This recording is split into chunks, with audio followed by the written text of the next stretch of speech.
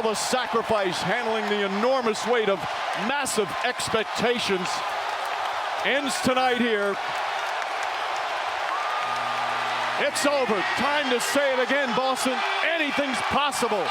Banner number 18 has been secured. The Celtics are NBA champions.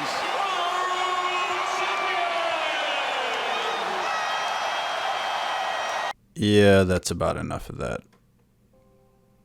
This feels like about a 10-minute vid. It's Saturday morning. I want to try to do this. I absolutely will not do this every Sunday night, but I want to try to shoot for 5 minutes every Sunday night, real quick and easy. Kind of the same way as the old phone mumblers, and we'll just kind of do 5 minutes. And if it ends up being 20 minutes, whatever. The finals is, well, first of all, we have this clip right here. Is it me? Am I tripping, or is this like a really bad call? Is it like, obviously all these guys have something kind of preloaded that they practice in their hotel rooms that they want to say, but maybe Breen just kind of winged it. I feel like he wanted to get in the anything is possible kind of thing, but then he kind of stumbled. I think he was like, wait, is it 17? Is it 18? Is it 19? This is what it was 17, this is 18. There's a terrible call. ESPN has terrible presentation. And like, I can't think of anything better. Like, what's better than JJ Redick being off my TV screen and ruining the Lakers? Win, win, win, win, win. Doris, completely mid. Breen is Breen, you know, bang and all that. But it's just terrible. And again, I say this again. What's I don't even like Jackson and Van Gundy, but there's something familiar. It'd be like if you don't really, and I'm not saying Jackson and Van Gundy were John Madden, but after a while, people got sick of John Madden. But there's a particular, that's not a word, particular quality, particularity. I don't think that's a word. Well, there's a quality where after a while, there's a comfortable nature just from the repetition of having Matt and Summerall, even like a Troy Aikman, kind of just people you've heard for a long time. So like hand down, man down is funny, right? Like with all due respect is kind of funny. There's like organic, and then it's like, oh, I've got a catchphrase, I'm gonna beat it into the ground. But hand down, man down is funny to me.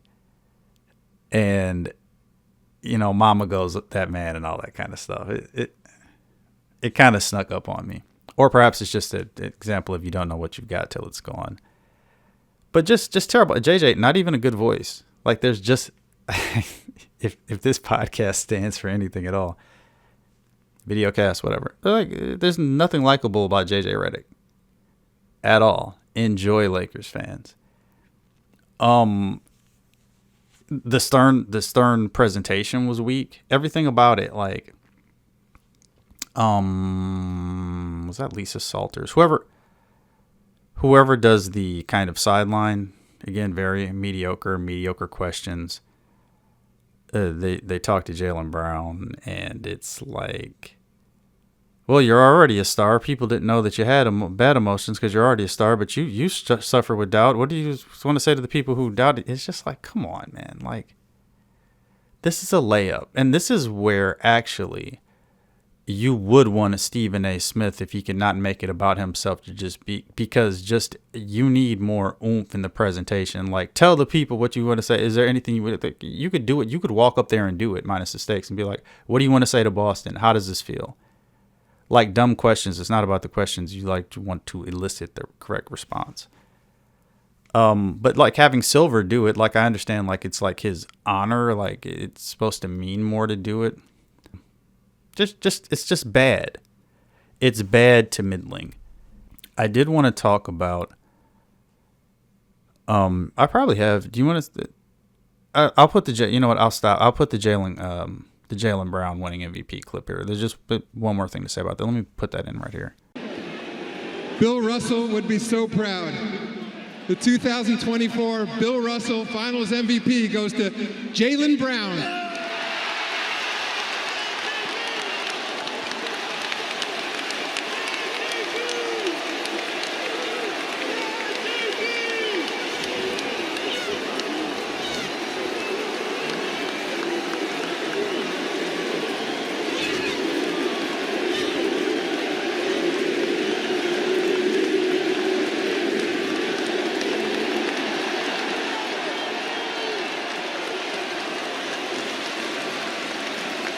feeling?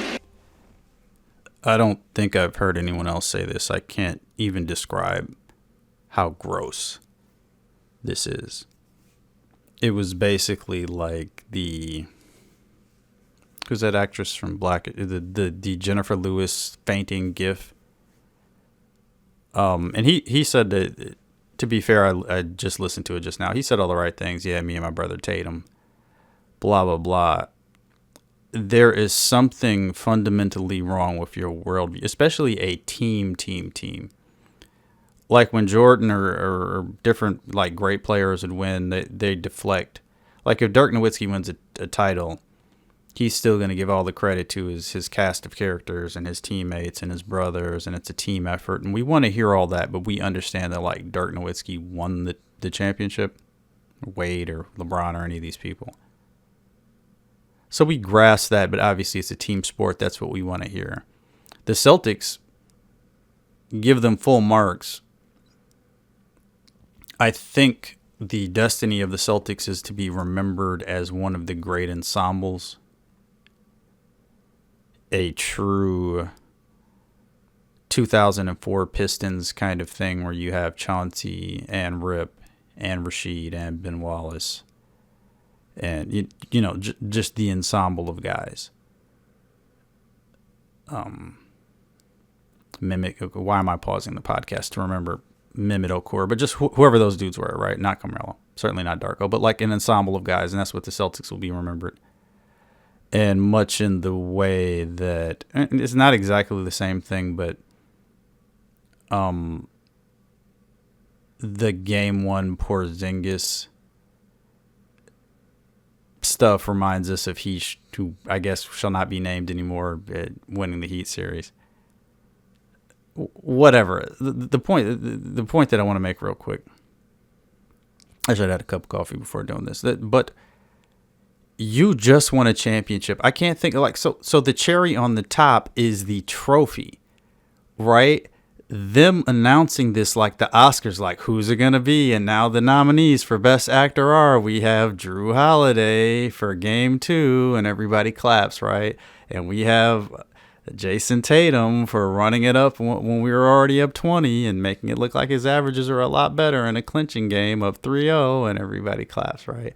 And we have Jaylen Brown, who played very good defense and made the biggest shot in Game 3 and was better when the series was still in doubt, and everybody claps, right? And then we have Brad Stevens, and Brad Stevens is eligible. Like that's not like you did this whole season.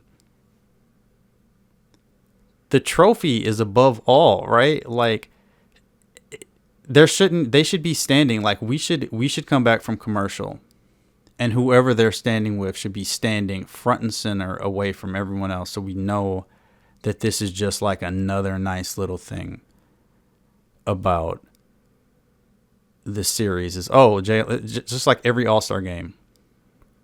It's like, I thought Giannis was going to get MVP. Well, Anthony Davis is standing front and center with the commissioner or whoever. So, it's going to be Anthony Davis. Like you come back from the break and it's like Giannis is standing in front, Dame is standing in front. They gave it to Dame, right? And obviously it's different in an All-Star, but for them to be like, here it comes, and Brown so clearly wanted it.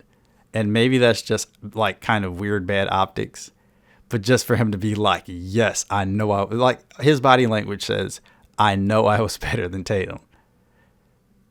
And to be fair, sort of hate watching, although clearly I'm not hate. Brennan was kind of on one on the Brennan podcast, but I clearly am not bothered by this as much as some other people. But like people were hate watching the end of it, or just so mad, or I can't believe this, or this just clinches. And let's not talk about the Drew Holiday thing too much today. This morning, tonight, whatever this is. But I was like, because of the things that you guys know that I value and the things that I've been saying in relation to Chris and other players, and this entire time is, I basically look at these games like who took the leverage points, who took the inflection points, who put up the stats that mattered in the games that mattered, not who like got an extra 8 points in the loss. Like Chris game 1 and 2 against Phoenix is a very good example of that. Had okay numbers, was like 10 to 24 or something like that, but ended up having okay numbers that added to people being able to say that he averaged 25 points for a finals or whatever else like that, whatever it ended up being. But like those stats didn't matter because it came down 12 in games that we never got from back down 12. It just was irrelevant. And some players are like better at that thing. So regardless of that, I thought Tatum was clearly the MVP, although I did think it'd be funny if Drew got the MVP and whatever it was by the time game 4 where he kind of fell back to earth. It was like, okay, Jaylen Brown. Jaylen Brown hit the shot that took a Boston hold serve. They won the first 2 games. Jaylen Brown and Boston doesn't. That's why a lot of people, me included, were skeptical of Boston, even though I picked them to win in 6. Because Boston just takes heat check shots and they have drive and kick and they have a really nice offense and everybody does their job. And Al Horford, I've already spoken about him at length, but like it becomes like an ego thing, especially with Tatum. Like I forget what games it was against the Pacers, whatever game everybody was like running Tatum, but like he can go 2 for 10 in the fourth quarter, like really easy because he just takes all the same bad shots. They all take heat check shots. And they're always going for like a knockout blow. But that's the reason many people thought they weren't really going to be able to execute, because it was just you need better odds in high leverage situations. And so Brown hit the shot of the series. I think it was game 3 where he put him up 3-0, where he finally, and even that was a heat check shot, but it was a heat check like 16-foot shot. And that was kind of the series. And as Jaylen Brown tricked layups, there was something particularly disgusting about the end of Game 5 that felt like an all-star game where whoever got the rebound is going to dunk, and everybody was really just trying to pad their stats for the finals MVP. And like, I get it, but that's what I was seeing. And Brown kept missing layups, or there were steals, and he missed it and somebody else would tip it in. And I'm like, he's going to trick off this MVP right at the end. And I was pretty happy that he got it, because it just kind of validates, even though like the presentation of it was gross, but it validates what I think about basketball, which is like you sacrifice when you can't. Well, whatever wins is the thing that you should pursue, not getting your 20 points, not getting your 30 points. And also because it's funny, and also because Bill Simmons and a bunch of other stuff. But this, like, defense wins, right? And so all this, Tatum is like basically first among equals generally, but they're a defensive team. They're a really well-constructed team.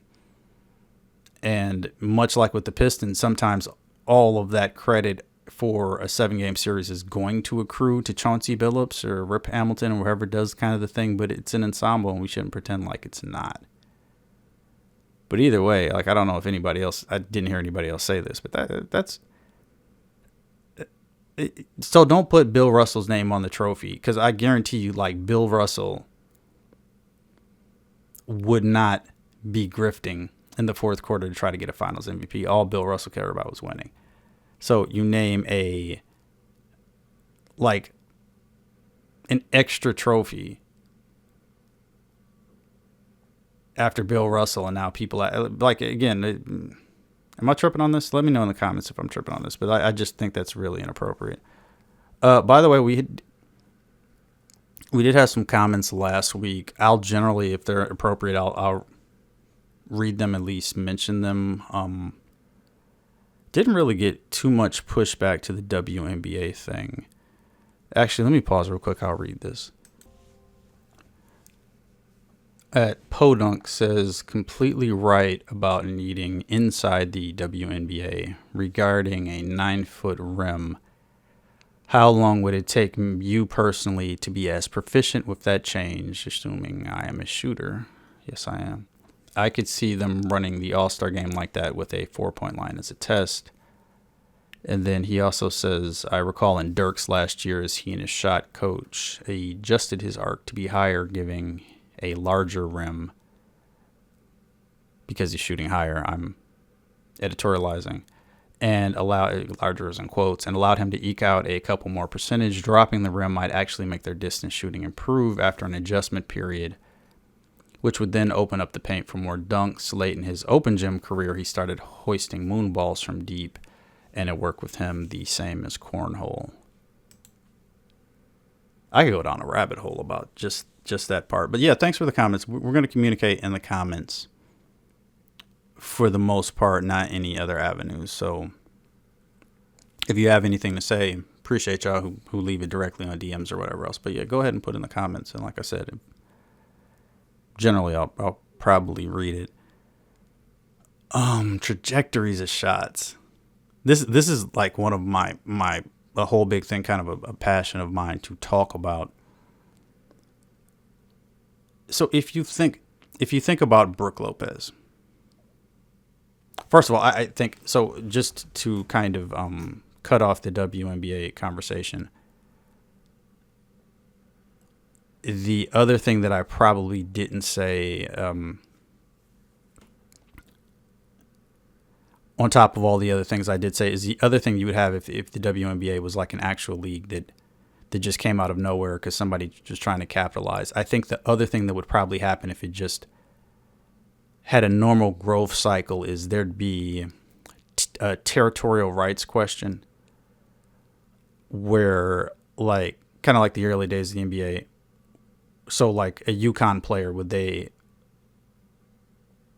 automatically get drafted like regionally to like a northern team, to like a Boston team, to like a New York team? Would the South Carolina players go to the Atlanta team or the Miami team just by like regional rights? Would that be a thing? There'd just be all these other kind of things. Would they have a David Stern like commissioner that was always cheating for Caitlin Clark or whoever like the it girl was? Would there be like the WNBA is fixed? Would that be a meme if it was like a real league?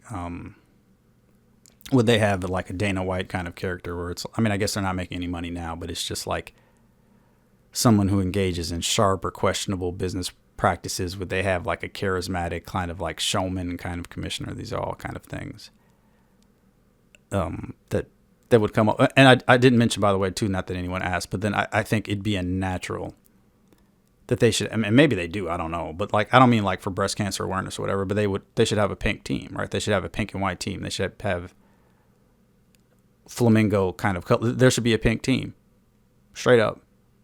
And it's all content. People can be like, I love the pink. Girls can be like, I hate the pink. I'm not a girl, whatever it is. But they should, a real league would examine like the differences and try to set themselves out as unique in the market. But basically, and again, it's incendiary for me to say parasite, but there's just a parasitical relationship with every, like, I don't think I've ever heard anyone mention, have you noticed, am I the only one who noticed that, like, generally, like, it's just like this weird kind of gaslighting where every commercial for a long time, and I didn't really notice it this year, but like, what's the commercial? Was it like Foot Locker commercial? It was like a Gatorade. It was like, I don't think it was a Nike commercial, but there's multiple versions of like, hey, you know, there's this fun event where there's like a barbecue or there's basketball taking place or there's other people like taking shots. And well, anyway, the thing I'm referencing is like, they always do these commercials now where it's like women playing street ball with men, and like it's quick cut, so you don't really get that the message is that the women are better than the men or like the women are dominating the men. But if they show like nobody's blocking a woman's shot like Bill Murray and Rushmore, any of these commercials. So they had the one where like the girl does like the Ty Lue Iverson step over and it like crosses over a guy and everybody goes, oh, you know, like puts their hand over their mouth and screams. There's been a bunch of different versions of women replicating like iconic NBA shots or street ball shots or whatever else, like, see, we can do it too. But it's all, you know, like it's stolen. It didn't happen. Like if somebody did the Iverson step over, that would be its own thing. So again, I don't really care and whatever, but there's been this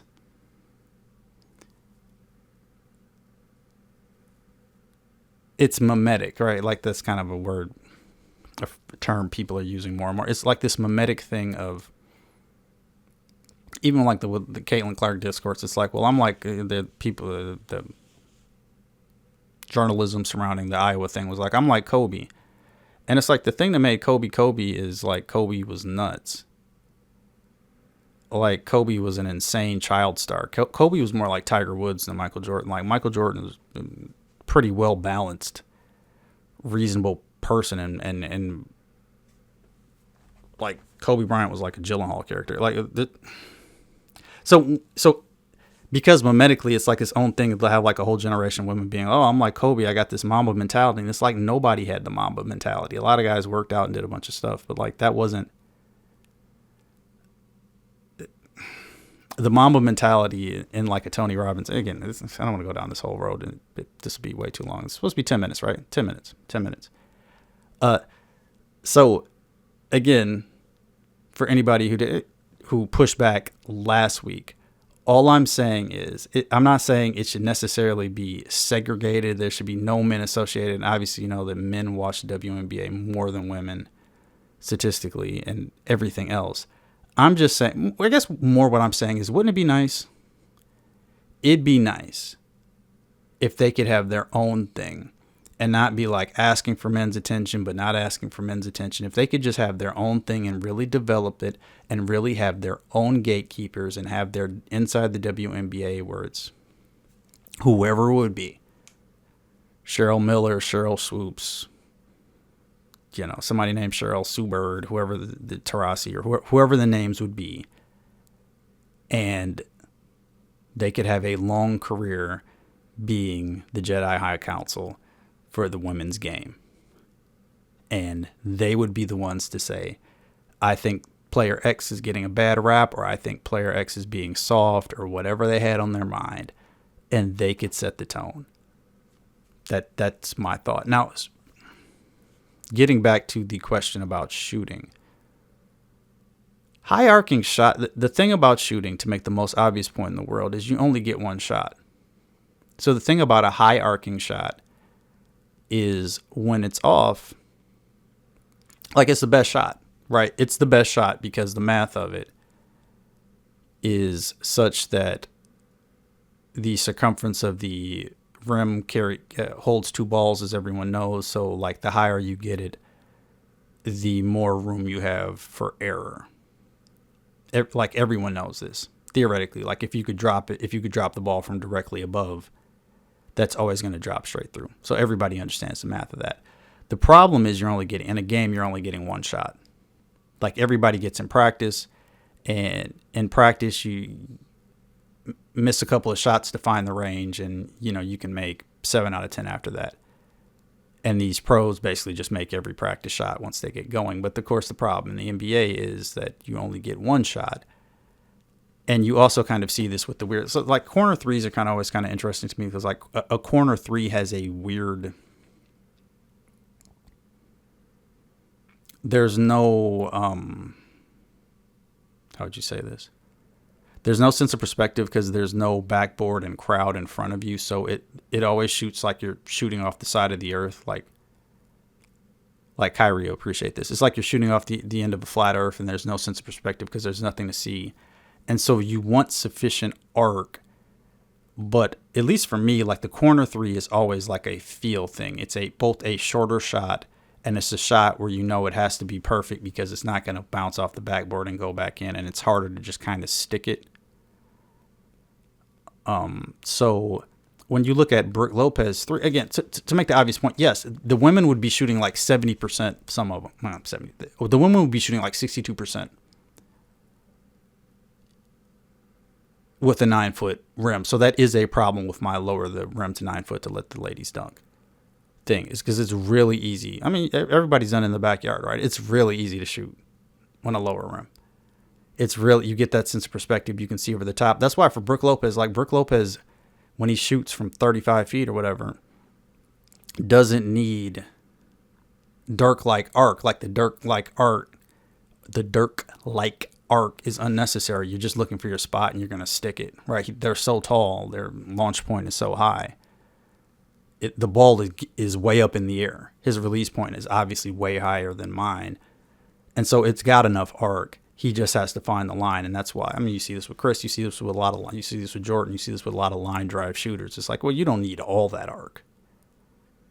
You just need to be able to put the ball, and the more that a ball is a line drive. So if you did this thought experiment, if you tried to shoot a free throw, but you were just trying to hit the front of the rim, that's really easy to do because your launch angle is like a direct, it's not a 45-degree angle, but it's like a straight line. It's really easy to shoot a straight line. If you were like, from dead ahead, I want to hit the backboard at this angle. Like, it's really easy to do. You could hit the square like basically 100 times out of 100. And that's the give and take of like line drives versus floaters. Like a floater or a high arcing mid-range shot feels great when you get it, but it's the easiest thing in the world among duress to like trick it off. Which is why even when you see what Luka, like the mid-range shots, once he started getting bumped and stopped not getting rest from getting all the calls and all the grifty stuff that he was used to do, like his mid-range in the regular season is one of the most effortless things you'll ever see. Like you can tell, like his heart rate isn't even up. It's just like flick. It's just kind of, oh yeah, here's a flick. It's not hard. It's in rhythm. His the line of his like torso and core and everything is completely in line. It's just like flick. It's just there. Like an open gym kind of shot. And once that gets like through the pressure and all the pushing and pulling of the playoffs, like that got thrown off, and the Celtics played really great D, which is also why Jaylen Brown and Drew Holiday were probably number one and two guys who should have got MVP. And so, but again, through all that duress, you know, you're spinning around, you feel like you're getting fouled, everyone's tugging everybody's jersey, looking out of the corner of your eye to see, am I going to do my 27th pump fake? Is somebody coming over for the alley-oop? And now I'm going to shoot. So I'm basically immediately looking at the hoop and in a split second deciding to shoot and not pass. So to do all that and then to kind of do the mental gymnastics of now, where's the arc? I'm going to do a real high arcing thing. Like you might airball doing it that way. So that's why like the closer you are, the more it is. A line drive sort of makes sense. It's just everything with shooting is what's replicable. I did not talk about Jerry West because I feel like I don't have anything really to add to it. And then Jerry, there's probably, maybe we'll save this for some other time or not. I mean, I think generally what's been said, you know, Willie Mays, Bill Walton, Jerry West, in quick succession. As it relates to this shooting thing, though, the thing that I just kind of remembered that I also never said, the thing that you have to remember, yes, we've talked about how in the 70s you couldn't carry. You couldn't Euro step, like that was a travel. There's a million in travel and everything else, all the limitations of the pioneers who made the game what it is today. But who's the crazy coach on Twitter, like Goodman or whatever, where his thing is like, I gave up crack, but I can't give up the NBA is like his quote or whatever. But he was mentioning, I don't know what year, but he just said something that's just objectively true if you look at it. At a certain point, they softened the rims in the NBA and went to, I don't know if it's when they went to the rims that Daryl Dawkins couldn't just rip down, or if it was before that. But basically, if you were shooting in the 60s or 70s, you were shooting on a double rim. So hoopers know what a double rim is. You were basically shooting on a double rim. And that's why even when you watch Oscar Robertson and the old heads and my dad or just all these people are just like, oh, Oscar Robertson. And the highlights are basically a guy dribbling, you know, backing someone down, pushing off with his offhand, and releasing a shot. But everybody had the same, I don't say everybody had the exact same shot motion, but like if you don't have like a modern, soft, forgiving rim, like those guys are basically playing on carnival rims. And so everyone shoots like they're releasing a baby dove into the air for the first time. Everybody shoots like, here it goes. I mean, obviously comically when you like see the early Celtics and people are launching like, well, like my guy mentioned, like cornhole, right? They're like, oh, if I get it just right, you know, a lot of those guys were bombing from 22 feet or whatever too, but it's just like, I'm just going to put it in the air like they were kicking a field goal. And it's because like the rims were just completely less forgiving. And so you really had to like splash it. So all these guys, like when they're basically a lot of, I don't know, I wouldn't say that Jerry West had a two-hand shot, but it was far more of the, I am softly, like the release is a soft release because this ball has to drop in just so. I think that's probably all I want to say about that. And just to wrap up, this is probably going at least 5 minutes. Just to wrap up, I did want to mention, perhaps, I don't know that this really went as viral as you would have thought, but Tom Haverstraw did this like kind of weird thing. I think Nick Wright picked up on it. Tom Haverstraw is at this point a guy who's trying to be Ethan Strauss and he had a Substack that I looked at the free articles for a little bit. And for a while, I think he had a kind of a pretty nice hook as far as like, it's always interesting how these guys don't do the most obvious thing. I think it came out of Twitter, the whole guy who started cataloging the plus minus of Lakers free throws and how it was well outside of the realm of any statistical probability. By the way, a funny video that I really wanted to do. I may do this one day just to drive everybody nuts. I had this idea that I was going to do like a video, just a straight video, like an actual produced video, not like this. And it'd be like the top 10 Lakers of all time. And maybe like 30 seconds or 45 seconds on this guy. And it'd just be like, you know, Will Chamberlain, one title, this and that, however many All-NBAs. It did this, didn't do this, whatever else, really up there. And just go right down the list. And it comes right down the list and people are basically with me, I'm thinking. And this would be like a 5-minute video or maybe like a 10-minute video. I don't know. And then I had the dumb idea that like number one would be like the three officials who were game 6 in Sacramento or whatever game it was where they gave the Lakers like 30 free throws in the fourth quarter. I thought that was a funny joke. So I probably won't make that so I can spoil the joke, but I had the idea. Where was I? So Haverstraw makes this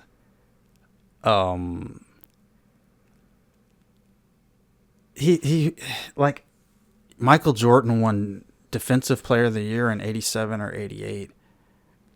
And we investigated and we think they were giving him way too many steals. And this just shows that they're propping this guy up to something or other like this. So that's basically the premise. And I need to go pick up my wife from work. So I'm going to cut this short. I think it actually ties back to the Jaylen Brown thing in a way, if we think about it. The stats people cannot let go of the stats. They never should have been allowed in the cathedral. The stats people cannot let this stuff go. That's frankly why there was so much pushback. It was like a whole thing I heard on the radio. There was a lot of people being like, Jason Tatum had more points, rebounds, assists, or whatever. Like, how could it possibly be Jaylen Brown? And it's like, look, I understand that. So anybody in the media is judging themselves by their ratings or their podcast downloads or their obviously their pay. And so they're judging themselves by statistics like all the time. Right. I have less viewers than McAfee or more or whatever. Like Stephen A has better ratings than Skip when Skip less. Like we get like they have metrics for their career and they get that. But like, do I have to like spend 20 minutes talking about how nobody knows how many steals Michael Jordan got in 1988? Nobody cares. He was an incredible defender. And his greatness was that he was able to do both. He was able to do offense and defense. And he was smart enough to like so much of the difference between Jordan and Kobe is just like Jordan basically always did the right thing at the right time as far as like, okay, if I'm not shooting well, I'm going to do this. I'm going to do that. Like, I'm going to save myself for the right defensive play. We got Pippen to do this. We're doing this now. So I don't need to like expend too much energy all the time. And I'm going to save it for the right times. Like, it's just like perfect. Like nobody cares. Like the statistical stuff, like every single time, like there's some statistical grouping, like Michael Jordan is right there when they try to compare, like, again, they're not comparing him to LeBron. It's like, oh, Doncic has this average. It's Michael, whatever you're talking about, Michael Jordan. I don't but like stat inflation, yeah. Like that was the whole thing, like in the 80s, like the people said, a little racist, but people said to denigrate Stockton, right? It was like, yeah, in Utah, everything he does in assist.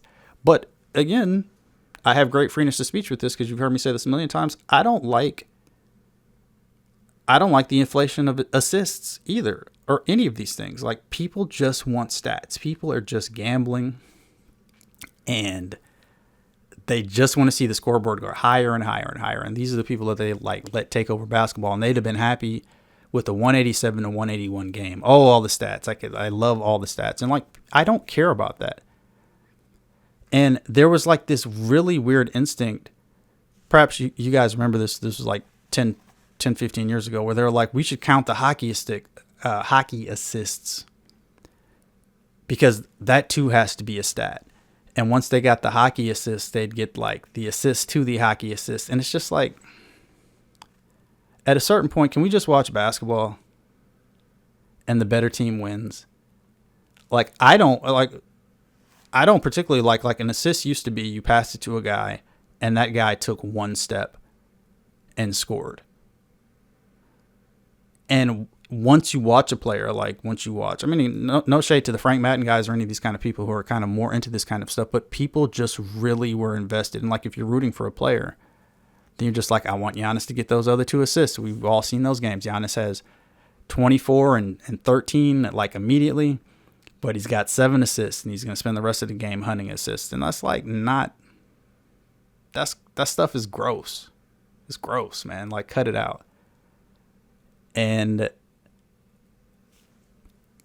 so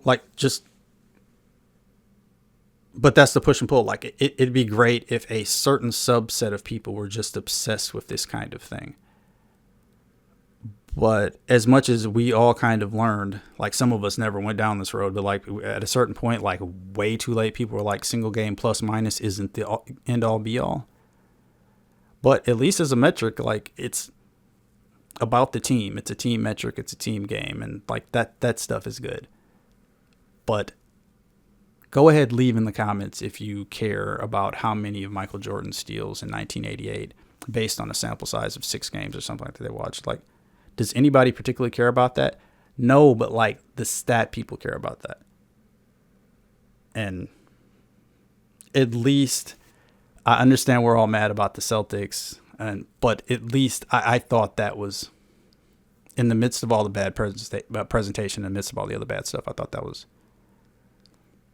the right guy got MVP. So at least there's that. So I'm gonna try to do this a few Sunday nights in a row, and certainly I've talked long enough. Later, zip it up, zip it out.